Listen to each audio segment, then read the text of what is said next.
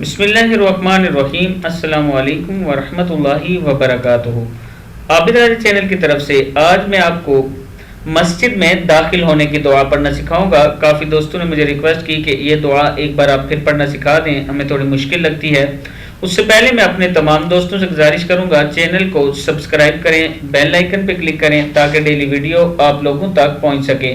تو سٹارٹ کرتے ہیں آج کا لیسن۔ بسم اللہ الرحمن الرحیم، مسجد میں داخل ہونے کی دعا۔ اللہم افتح، کیا ہے؟ اللہم افتح لی ابواب رحمتک، پھر پڑھ لیں، اللہم افتح لی ابواب رحمتک، اے اللہ کھول دے میرے لیے اپنی رحمت کے دروازے۔ یہ جب بھی آپ مسجد میں داخل ہوں یہ دعا ضرور پڑھا کریں۔ السلام علیکم ورحمۃ اللہ وبرکاتہ۔